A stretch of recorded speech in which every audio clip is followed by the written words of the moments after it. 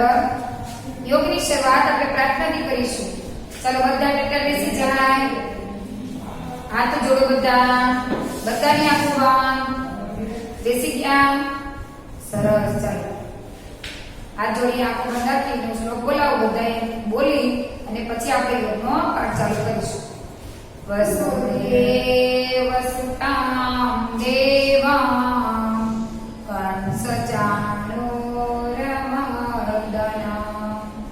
દેવકી પરમાનંદાં કૃષ્ણં વંદે જગદ્ગુરૂ.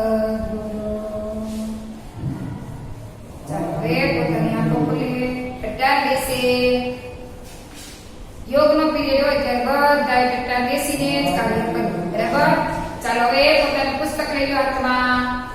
યોગનું પુસ્તક બધા પોતાની પાસે રાખે. ચાલો એમાં પેજ નંબર 19 ખોલો. એમાં ઉપર પાઠ નંબર 8 છે. થોડીક સાવધાનીથી અટકે અકસ્માત. અકસ્માત એટલે કોઈ એવી ઘટના બનતી હોય કે જેનાથી આપણને નુકસાની થવાની હોય તો એ થોડી સાવધાની રાખીએ, થોડી કાળજી રાખીએ તો એ અટકી શકે છે.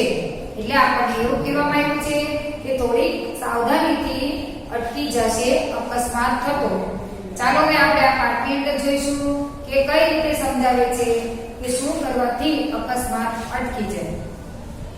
રાહુલ 4 રસ્તા પર તેના દોસ્તની વાટ જોતો હતો. 4 રસ્તામાં તમે ઓળખી ગયા. 4 રસ્તા ક્યાં આવે? ચારે બાજુ જવાતું. આ સાઈડ ઉત્તર, પૂર્વ, પશ્ચિમ, ઉત્તર અને દક્ષિણ એમ ચારે દિશામાં 4 રસ્તા પડતા હોય છે અને વચ્ચે સર્કલ હોય છે. એ 4 રસ્તાનો ભાગ કહેવાય. ત્યાં રાહુલ નામનો છોકરો પોતાના દોસ્તારની રાહ જુએ છે. વળી રસ્તા પરથી પસાર થતા વાહનો અને ટ્રાફિક સિગ્નલની લાલ, પીળી અને લાઈટ એટલે લીલી, લાલ પીળી લાઈટ જોવાની તેને મજા આવતી હતી. ટ્રાફિક સિગ્નલની લાઈટ તમે જોઈ છે ને, ત્યાં 3 ખૂણા પર 3 લાઈટ ચાલુ થતી હોય. લાલ, પીળી અને વાદળી, લીલી.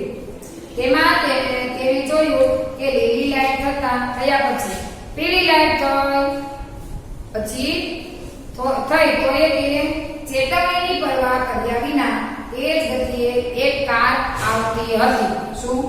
એ પીળી લાઈટ શું કહે છે? ચેતવણી આપતો હોય.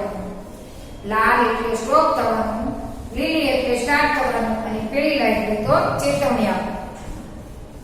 તો એમાં એક કાર છે એ ચેતવણીની પરવાની કર્યું જ નહીં. કાળજી ન રાખીએ લાઈટ જોવાની અને એમ જ ઘસી આવે છે કાર. ત્યાં જ લાલ લાઈટ થઈ ગઈ. જો લીલી થઈ ગઈ, લીલી પછી પીળી થઈ, એટલે એને એમ કીધું વાહનને સ્ટોપ કરવાના છે. પણ આને એવું કઈ જોયું નહીં અને પોતાની કારને ચાલુ રાખી છે. ત્યાં જ લાલ લાઈટ થઈ એટલે શું કરવું પડ્યું? સ્ટોપ થવું પડે એટલે બંધ કરવાનું થયું. અને કાર ડ્રાઈવરે એકાએક બ્રેક મારી. અચાનક લાલ લાઈટ ચાલુ થઈ ગઈ એટલે શું થયું? બ્રેક મારવી પડી. પાછળ આવતું બાઈક કાર સાથે અથડાઈ ગયું. એની પાછળ એક બાઈક આવતું હતું, એ શું થઈ ગયું? કાર સાથે અથડાઈ ગયું. કારને મોટો સરખો સરસ ગોગો પડી ગયો. શું થયું? પાછળથી ભટકાય એટલે શું થાય? કોઈ પણ વસ્તુ સાથે ભટકાય તો ગોગો પડી જવાનો છે. એમ આ કારમાં ગોગો પડી ગયો મોટો. પણ બાઈક ચાલક નીચે પટકાયો. બીજું શું થયું? જે બાઈક ચલાવવાનો વ્યક્તિ હતો એ શું થઈ ગયો? નીચે પડી ગયો. તેણે હેલ્મેટ પહેરી હતી તેથી તેને મોટી ઈજા ન થઈ. બાઈક વાળા ભાઈ શું કર્યું હતું? માથા પર હેલ્મેટ પહેર્યું. એ પડી તો ગયો પરંતુ તેને મોટી ઈજા ન થઈ, વાગ્યું નહીં વધારે. આ તો થઈ ટ્રાફિકના નિયમ ભંગની વાત. શું કીધું છે? આ એક હતો એ શું આપણને રૂલ્સ બતાવ્યો કે ટ્રાફિકના નિયમોનું પાલન કરવું જોઈએ. તે ભાઈએ કારવાળા ભાઈએ ન કર્યું, બાઈકવાળા ભાઈએ ન કર્યું તો આ તકલીફ આવી. તો આપણે શું કરવું જોઈએ? તો આપણને જે પ્રકારે રૂલ્સ આપ્યા હોય એ રૂલ્સને આપણે ફોલો કરવા જોઈએ. શાળામાં આવો તો શાળાના નિયમો પ્રમાણે તમારે વર્તન કરવું જોઈએ.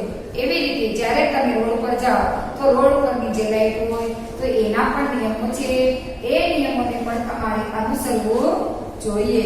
આ તો એક ટ્રાફિકના નિયમ ભંગની વાત. મોટો અકસ્માત રહી ગયો, વધુ પડતો અકસ્માત એટલે પાછળ બાઇક હતું, એની જગ્યા ઉપર આઈસર કે મોટું વાહન હોય તો એ નાની ગાડીને શું થઈ જાય, વધારે પડતી ઈજા થાય. અકસ્માત મોટો પણ સર્જાઈ શકે છે. આપણા ઘરમાં પણ જો આપણે સાવચેતી ન રાખીએ તો અકસ્માત થવાનો પૂરેપૂરો ખતરો રહે છે. તો આવી રીતે આ તો રોડની વાત હતી, રોડ પર થતા અકસ્માત. એવી રીતે આપણે નાના નાના વાતો પર ઘરમાં પણ આવા અકસ્માત થતા હોય છે, તો આપણે એનાથી પણ કાળજી લેવી જોઈએ.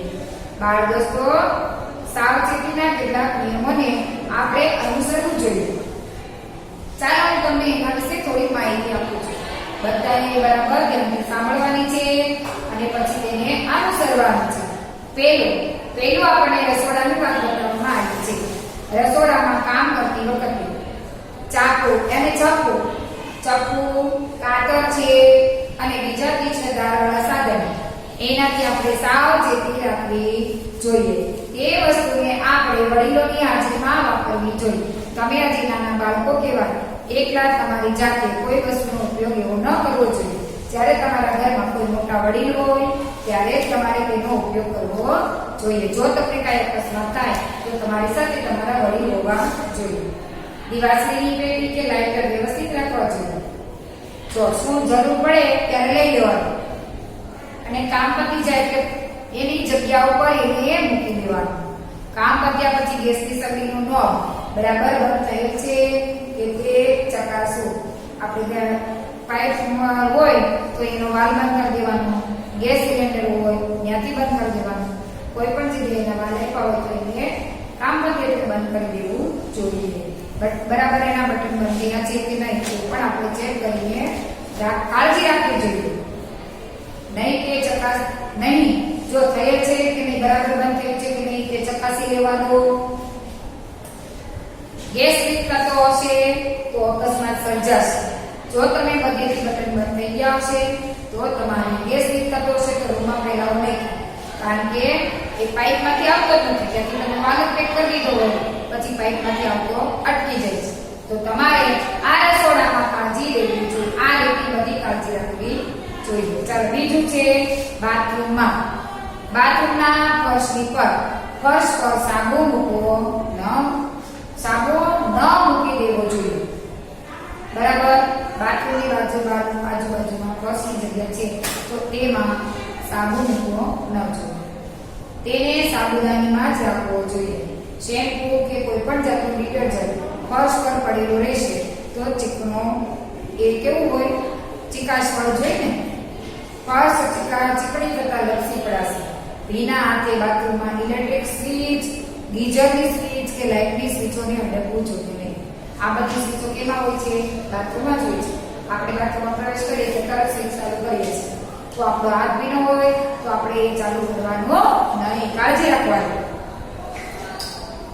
જો તમે ભીના હાથે અડકશો તો તેનો અર્થિંગ લાગશે અને તમે ચોટી જશો. પછી તમને ઉકેલવા બીજો અડે તો બીજાને પણ ચોટ લાગી જાય. એટલા માટે આવી રીતે તમારે કાળજી રાખવાની. ભીના હાથે કોઈ પણ જગ્યા ઉપર સ્વિચને અડવું જોઈએ નહીં. ગમે તેવી ઉતાવળ હોય તો હાથ ખરા કરી દેવાનું. ચલો અન્ય સાવચેતીના પગલાં. ત્રીજું, ઘરના કે અગાસીના પગથિયા પર દોડાદોડી ન કરવી જોઈએ. કેટલી સરસ આપણને સાવધાની બતાવી છે નાના બાળકોને કે જ્યાં ત્યાં દોડાદોડી કરવી જોઈએ નહીં. પગથિયા પરથી કૂદકા મારવા ન જોઈએ. શું? કૂદકા મારીને જ્યાં ત્યાં કૂદકા મારશો તો પગ લપસી જાય. તમારા હાથમાં કઈ પકડેલું ન હોય તો શું થઈ જાય? દાદરમાં કુદાકુદ કરતા હોય તમે અને લપસી ગયા તો ત્યાંથી આવો ને ગબડતા નીચે. હાથમાં કઈ પકડાયેલું ન હોય તો વાગી જાય, ગમે ત્યાં વાગે. પગ લપસે એટલે ગમે ત્યાં વાગે, હાથમાં વાગે, પગમાં વાગે, માથામાં વાગે, હેમરેજ થઈ જાય. બરાબર. આવું ઘણું બધું થાય. સહન કોને કરવું પડે? તમારે જ. એટલે આ તમને તમારા માટે છે કે તમારે ધ્યાન રાખવાનું છે. પગથિયા પરથી કૂદકા ન મારવા. તમારા રમકડા રમાઈ ગયા પછી ક્યાં મૂકી દેવાના? ઠેકાણે મૂકી દેવા જોઈએ. ઘરમાં કોઈ પણ જાતના ફર્નિચર જેવા કે સોફા, ઘરમાં આપણે ફર્નિચરમાં હોય ને સોફા હોય, ટેબલ હોય, ખુરશી પર ચડીને કૂદવું જોઈએ નહીં. તેના પર કૂદકામ કરવાથી કૂદાકૂદ કરો અને ફર્નિચર બગડે, એક તો બગડે, પડવાનો બીક લાગે, વાગી જવાનો એવી બીક લાગવાની છે. જો તમારો પગ એમાંથી લપસી ગયો અચાનક, તમે તમારું ધ્યાન શેમાં છે? કૂદકા મારવા. તમે નીચે ક્યાં પગ મૂકો છો એ તમારું ધ્યાન નથી, તો સોફા ઉપર કૂદકા મારવા જાઓ અને સોફા પરથી પગ લપસી ગયો તો આવો ક્યાં? તમે સોફા ઉપરથી નીચે, તમે નીચે પડો, તમારો હાથ તમારા શરીરની નીચે આવી જાય, ફ્રેક્ચર થઈ જાય કે ન થઈ જાય, અથવા પગમાં વાગે અથવા માથામાં વાગે, તો આ કોને સાફ કરવું પડે? તમારે. પછી દવાખાને જાઓ, મમ્મીને બધા ખર્ચા કરાવવા, કેટલું બધું નુકસાન થાય આમાં.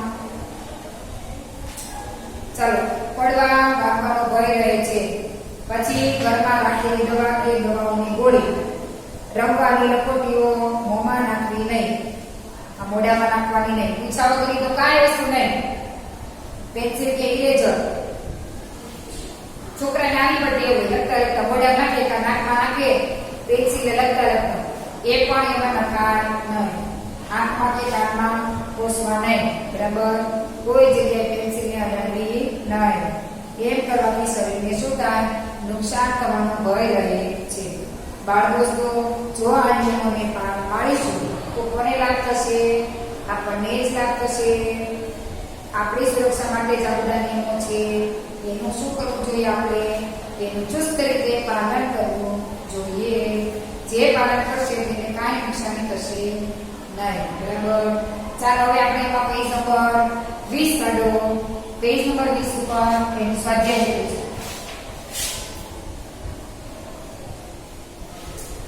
પાઠ 8 સ્વાધ્યાય, પેજ નંબર 20. ચાલો, હવે આપણે વિકલ્પ લખો અને સાચા જવાબ ઉપર ઘટ કરવાનું છે.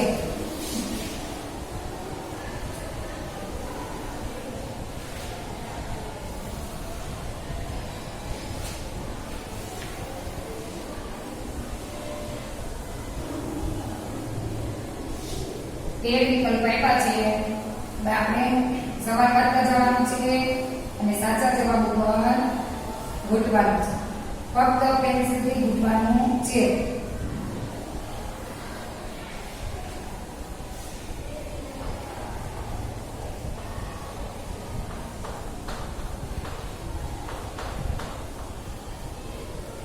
ચલો, પેન્સિલ લીધી બધાય હાથમાં.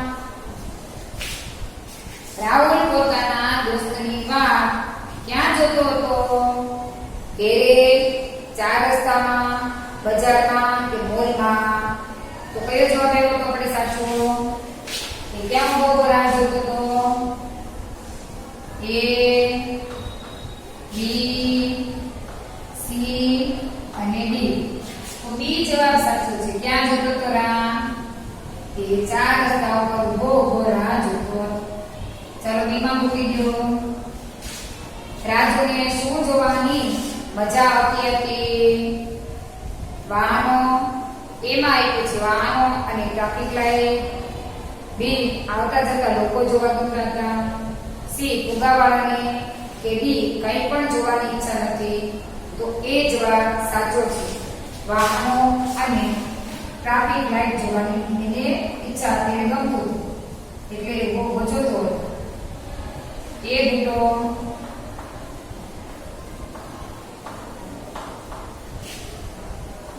ચાલો, હવે 3 નંબરમાં જોઈશું. લીલી લાઈટ ગયા બાદ પીળી થતી પીળી લાઈટ શેની ચેતવણી આપે છે? એ ગતિ વધારો, જલ્દી જતા રહો.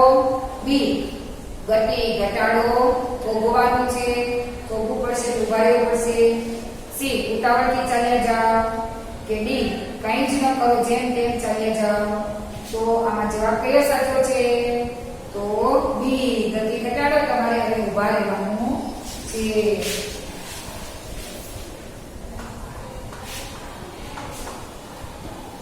ચાલો, આમાં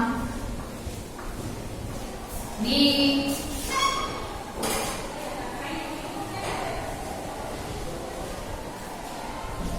લાલ લાઈટ. 4 નંબરનો સવાલ. લાલ લાઈટ શું ચેતવણી આપે છે? એ, ખતરો નથી, આગળ વધો એવું. બી, થોભો અને રાહ જુઓ. સી વાહન તેજ ગતિએ ચલાવો કે ડી આજુબાજુ નજર રાખીને જાઓ. તો લાલ લાઈટ શું આપે? થોભો. લાલ લાઈટ ચાલુ થાય તો ઊભા રહેવાનું. એટલે શેમાં આપ્યું છે? બી માં.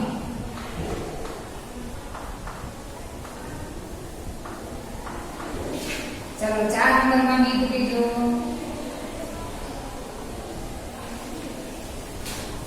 કાર ડ્રાઈવરે બ્રેક મારી ત્યારે તેની પાછળ કયું વાહન અથડાતું? સાયકલ. એ માં સાયકલ, બી માં સ્કૂટર, સી માં બાઈક અને ડી માં બીજી કાર. તો શું હતું પાછળ?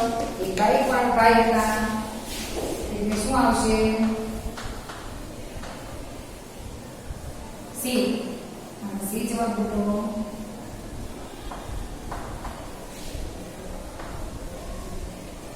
બાઈક ચાલકને મોટી ઈજા કેમ ન થઈ? તો શું થતું? એને માથે શું પહેર્યું હતું? હેલ્મેટ. ચાલો એમાં હેલ્મેટ પહેરી હતી એટલે બી હેલ્મેટ નહોતી પહેરી એટલે સી બાઈક ચાલક હોશિયાર હતો એટલે કે નસીબના કારણે. તો એ કારણ કે એને શું પહેર્યું હતું? હેલ્મેટ. આમાં કોઈનું નસીબ ક્યાંય આડું ન વાગી જાય. બરાબર? સાવધાની આપણી જાતે આપણે આમાં રાખવી પડે. વસ્તુ રૂલ્સ છે એ પ્રમાણે નિયમ પ્રમાણે ચાલો એટલે તકલીફ પડે નહીં. ચાલો હવે 7 નંબરમાં જોઈશું આપણે. ઘરમાં શું ન રાખીએ તો અકસ્માત થવાનો ભય રહે? મોટી મૂર્તિ, સાવચેતી, પૈસાની તિજોરી કે ફૂલ છોડ? તો સાવચેતી ન રાખીએ તો અકસ્માત થશે.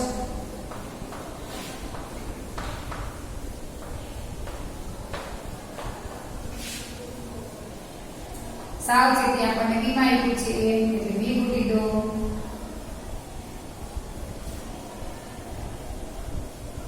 નીચેનામાંથી કઈ વસ્તુ વડીલોની હાજરીમાં સાવચેતી રાખીને વાપરવી જોઈએ? ચાકુ, કાતર, દીવાસળી કે બધી વસ્તુ? તો આપેલી તમામ વસ્તુ. મોટા હોય ઘરમાં ત્યારે જ આપણે એનો ઉપયોગ કરવો જોઈએ. ચાલો 8 નંબરમાં ડી. બધા જવાબ સાચા છે. એટલે બધા જવાબ સાચા હોય તો બધામાં કઈ ગોળ કરાવી શકાય નહીં. એક જવાબમાં જ ગોળવાનું ગમે. આ ડી માં ત્રણેય જવાબ આવી જાય છે એટલે શું કરવું પડે? આપણે ડી માં ગોળવાનું. ચાલો 9 નંબર આપણે જોઈશું.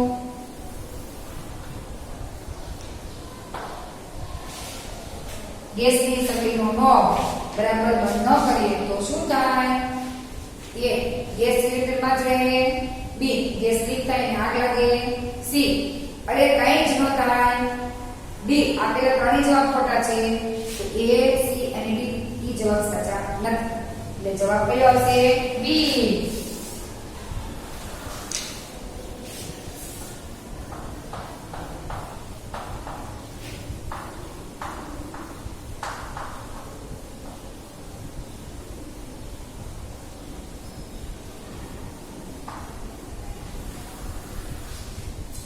બાથરૂમની ફર્શ પર સાબુ, ડિટર્જન્ટ કે શેમ્પુ ખુલ્લા પડી રહે તો શું થશે? બાથરૂમ ચોખ્ખું રહેશે. એમાં આવ્યું છે. બી બાથરૂમની ફર્શ ચીકણી થશે. ઈ બી માં જવાબ છે. સી માં સાબુ, ડિટર્જન્ટ, શેમ્પૂનો દુરુપયોગ થશે. કે ડી ત્રણેય જવાબ ખોટા છે. તો બી કારણ કે એમાં નાખે એટલે લિક્વિડ ને બધું કેવું હોય? ચીકણું જોઈએ એટલે બાથરૂમની ફર્શ થઈ જશે, ચીકાશ મળે. એટલે બી.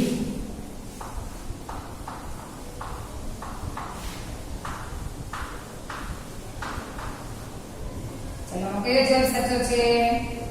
તો 10 નંબરમાં બી જવાબ સાચો છે.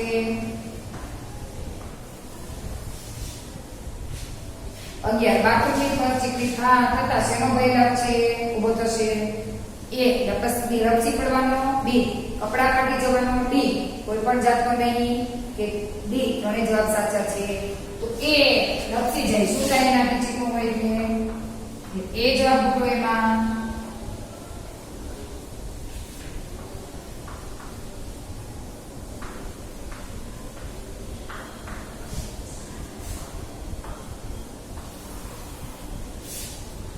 ઘરના કે અગાસીના પગથિયા પર શું ન કરવું જોઈએ? બેસવું જોઈએ, દોડાદોડી ન કરવી જોઈએ, બેસીને વાંચવું ન જોઈએ કે ત્રણેય જવાબ ખોટા છે. તો શું ન કરાય?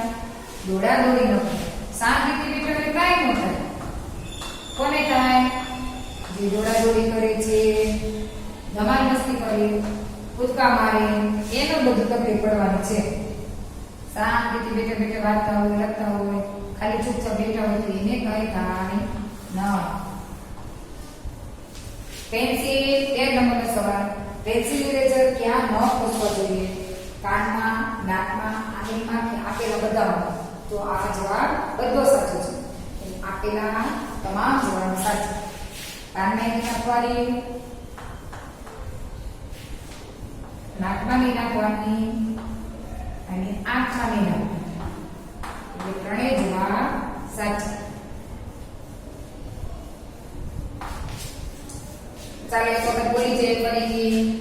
પહેલા નંબરમાં B જવાબ ખોટો, બીજા નંબરમાં A ખોટો, ત્રીજા નંબરમાં B, ચોથા નંબરમાં B, પાંચમા નંબરમાં C, છઠ્ઠા નંબરમાં A, સાતમા નંબરમાં B, આઠમા નંબરમાં D, નવમા નંબરમાં B, દસમા નંબરમાં B, 11માં A, 12માં B અને છેલ્લા જવાબમાં D ગોતી દો એટલે પૂરું. ચાલો હવે એના પછીનો પાઠ આપણે લઈ લઈશું. Page number 21. સર્વત્ર છે પ્રભુનો વાસ. શું કીધું છે? સર્વત્ર છે પ્રભુનો વાસ. ચાલો હવે હું અહીંયા પાઠનું નામ બદલીશ. પાઠ આપણે 8 પતી ગયો છે. હવે આપણે પાઠ લેવાનો છે 9.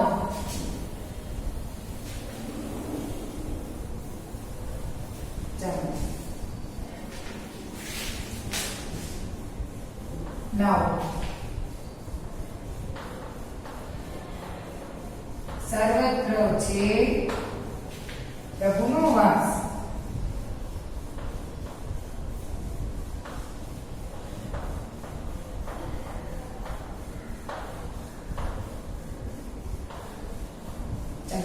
સર્વત્ર એટલે આપણી આજુબાજુમાં બધે ભગવાનનો વાસ છે. આપણે કોઈ પણ કામ કરીએ તો આપણને એમ લાગે આપણને કંઈ જોતું નથી, પણ કોણ જોવે છે? ભગવાન કણે કણમાં વસે છે. બરાબર? એટલે ભગવાન બધે જોઈ રહ્યા છે. ચાલો હવે આપણે પાઠને જોઈશું. એક ગામમાં રામજીભાઈ પટેલ નામના મહેનતુ ખેડૂત રહે છે. મહેનતુ કોને કહેવાય? જે કામ કરતા હોય તે. બરાબર? એ મહેનતુ કહેવાય. તેઓ પોતાના પુત્ર ગોપાળને રોજ નવી વાર્તાઓ કહે છે. શું કરે? પોતાનો બાળક પુત્ર ગોપાલ નામનો છોકરો છે, તેમને રોજ નવી વાર્તાઓ કહે છે. એક દિવસ રામજી દાદાએ ગોપાળને કહ્યું, બેટા તું મારી એક વાત સદા યાદ રાખજે કે ઈશ્વર બધે જ છે, કણે કણમાં વસે છે ભગવાન. ગોપાળે પૂછ્યું, દાદા ભગવાન બધે જ છે તો આપણને ક્યાં દેખાતા કેમ નથી? નાનો બાળક હતો એટલે પ્રશ્ન બહુ સરસ પૂછી લીધો દાદાને. તો પૂછ્યું, દાદા તો આપણને કેમ નથી દેખાતા? દાદાએ કહ્યું, ભલે આપણે ભગવાનને જોઈ શકતા નથી, પણ ભગવાન તો બધે વસે છે. આપણે શું કરીએ છીએ તે બધું જ ઈશ્વર જોઈએ છે. એટલે ભગવાન તો બધું જોઈએ છે, એ જોઈ શકે છે, આપણે જોઈ શકતા નથી. તે મને, તને અને બધાને જોઈએ છે. શું કહે છે? તે તને જોઈએ છે, મને જોઈએ છે, એ બધાને જોઈએ છે. કોણ જોઈ શકે છે? ભગવાન. આપણે ભલે કે ભગવાનને જોતા નથી, પણ ભગવાન આપણને બધે જોઈએ છે. ગોપાળે દાદાની વાત બરાબર યાદ રાખી. શું કહ્યું? ગોપાળે દાદાએ કીધેલી આ વાત યાદ રાખી. 2 વર્ષ પછી ભારે દુકાળ પડ્યો. દુકાળ કોને કહેવાય? વરસાદ વરસે નહીં ત્યારે જે પરિસ્થિતિ સર્જાય એને દુકાળ કહેવાય. વરસાદ વરસ્યો જ નહીં. શું કીધું? દુકાળ પડ્યો અને વરસાદ થયો નહીં. દાદા રામજીભાઈ તો ખેતરે જતા જ નહોતા. દાદા હતા એ ખેતરે જતા ન હતા. તેમનો દીકરો રમણ ગોપાળને લઈને ઘરેથી બહાર નીકળ્યો. ગોપાળ હતો ને એના પિતાનું નામ રમણ છે. તો એ ગોપાળને લઈને બહાર જાય છે. રમણની દાનત ખોટી. દાદાએ બાળકને સાચું શીખવાડ્યું એના પુત્રને. એટલે એને ખબર પડી કે કોઈની વસ્તુ લેવાય ન, જોવાય નહીં, કોઈ વસ્તુ સામે દ્રષ્ટિ પણ ન કરાય. કોકની વસ્તુ છે, આપણી હોય તો બે ઝડપથી લઈ લે, પણ કોઈ વસ્તુ લેવાની નહીં. પણ રમણને આવી દાનત ખરાબ હતો. એટલે એનો પિતા, ગોપાળના પિતા, રમણ ગામની સીમથી થોડે દૂર બોરવાળા હરિયાળા ખેતરમાં ગોપાળને લઈ ગયો. બરાબર, ગામની સીમથી થોડું દૂર હતું એ ખેતરમાં ગોપાળને લઈને જાય છે. ગોપાળને ખેતરના ચીલા પર ઊભો રાખ્યો. શું કીધું? ચીલું એટલે જે આમ સાંકડી કરી જેવું હોય ને, ત્યાંથી કોઈ આવે છે કે નહીં એ જોવા માટે. રમણે પોતાના દીકરાને કહ્યું, બેટા તું ચારે પર નજર રાખજે, કોઈ પણ આ બાજુ આવતો દેખાય અને આપણને જોઈએ તો તરત જ ધીમેથી સીટી વગાડી મને ચેતવજે. હું કીધું તું અહીંયા ધ્યાન રાખ, કોઈ માણસ આવે તો તું મને તરત ધીમેથી સીટી વગાડજે ને મને ખબર પડી જશે એટલે હું તરત ઊભો થઈ જઈશ. ગોપાળે પોતાના પિતાની વાત સાંભળી. એને ખબર નહોતી પિતા શું કરવાના છે. રમણભાઈ અનાજ કાપવા બેઠા કે તુરત જ ગોપાળે સીટી વગાડી. એને ખબર નહોતી કે પિતા આવું કામ કરવાના છે, બીજાના ખેતરમાં કાપવાના છે. રમણ દોડતો દોડતો ગોપાળ પાસે આવ્યો. એના પિતા હતા એ દોડતા દોડતા રમણે સીટી વગાડી, ગોપાળે વગાડી એટલે રમણ કાપવા બેઠો એટલે તરત જ ઓલે સીટી વગાડી. કોકના ખેતરમાં કાપતો હતો ને એટલે પોતાનું હોત તો વગાડે જ નહીં. બીજાના ખેતરમાં તેના પિતા કાપવા બેઠા એટલે બાળકે દૂર બસીને વગાડી દીધું. હવે ઓલો રમણ કાપતો હતો ને તે ઉભો થઈને બાળક પાસે જાય છે. રમણ દોડતા દોડતા ગોપાળ પાસે આવ્યો. રમણને ગોપાળને પૂછ્યું, શું કોઈ આપણને જોઈ રહ્યું છે? હું કીધું શું કોઈ આપણને જોઈ રહ્યું છે કે કેમ સીટી વગાડી? ગોપાળ હા. રમણ ખેતરમાંથી બહાર નીકળ્યો. તેણે ચારે કોર મીટ માંડીને જોયું. શું કહ્યું? તેને જોયું પછી નજર ફેરવીને બધી. તેને કોઈ ન દેખાયું. શું થયું? રમણે જોયું તો એને કોઈ દેખાયું નહીં. તેને પોતાના પુત્રને પૂછ્યું, બેટા કોણ આપણને જોઈ રહ્યું છે? શું કીધું? કોણ આપણને જોયે છે? કે અહીંયા તો મેં બધે જોયું પણ આમાં કોઈ માણસો દેખાતું નથી. તે કેમ સીટી વગાડી? કે ગોપાળ બોલ્યા, પિતાજી દાદાએ મને કહ્યું હતું કે ઈશ્વર બધે જ વસે છે, વસે એટલે રહે છે અને એ આપણને અને આપણા કામોને જોઈએ છે. શું કહે છે? એ આપણને અને આપણા કામોને જોઈ રહ્યો છે. બીજાના ખેતરમાંથી ચોરી કરવી એ આપણા માટે સારી વાત નથી. તમે શું કરી રહ્યા છો? અત્યારે બીજાના ખેતરમાં કાપી રહ્યા છો. એ ચોરી કરી કહેવાય. પણ આ માણસો કોઈ નથી જોતું, પણ કોણ જોઈ રહ્યું છે? ભગવાન જોઈ રહ્યા છે. પોતાના પુત્રની વાત સાંભળી રમણ શરમાઈ ગયો. શું કીધું? જો સલાહ કોણે આપી? બાળકે, એના પોતાના પુત્રએ. એ તો નાનો હતો, તેમ છતાં ખોટું કરતા હતા પિતા, એટલે એને પ્રેમથી સમજાવીને કહ્યું. પોતાના પુત્રની વાત સાંભળીને રમણભાઈ એ શરમાઈ જાય છે. ચોરી કરવાનો વિચારીને છોડી દીધું. શું કહ્યું? ચોરી કરવાનો વિચાર પોતાના મનમાંથી છોડી દીધો. ઘરે આવી પોતાના પિતાને પગે પડ્યા. કોણ? રમણભાઈ હતા એ. ભગવાનની છબી સામે હાથ જોડીને માફી માંગી લીધી. ભગવાન રાજી થયા હોય તો હોય તેમ એ દિવસે વરસાદ મન મૂકીને વરસે. શું થયું? એને માફી માંગી, દિલથી માફી માંગી લીધી કે હવે હું ક્યારેય, જો અત્યારે દુકાળ પડ્યો એટલે મારે આવું કરવું પડ્યું, પણ હવે હું ક્યારેય નહીં કરું. એમ કરી એને બે હાથ જોડી અને માફી માંગે છે અને કહે છે, હવે હું ક્યારેય કોઈના ખેતરમાં ચોરી કરીશ નહીં. બાળકો ચોરી કરવાની ખૂટે મોટા મોટા ગુનાઓને જન્મ આપે છે. ચોરી કરીએ ને પછી આપણને થોડુંક લઈએ એટલે વધારે લેવા મન થાય, વધારે લઈએ તો એનાથી વધારે મોટું મન લઈ થઈ જાય. બરાબર? આવી રીતે આપણને વધારે વધારે લેવાનું મન થવા મળે છે. એટલે ચોરી કરવી એ મોટા ગુનામાં પરિવર્તન આવી જાય છે. એટલે આપણે નાનામાંથી પણ કોઈ દિવસ ક્યારે ચોરી કરવી જોઈએ નહીં. બરાબર? આપણે અહીંયા આપણો આ પાઠ પૂરો થઈ ગયો છે. હવે એનું સ્વાધ્યાય આપણે ફરી બીજા પીરિયડમાં કરીશું, લઈશું. ત્યાં સુધી રજા. ચલો બાય.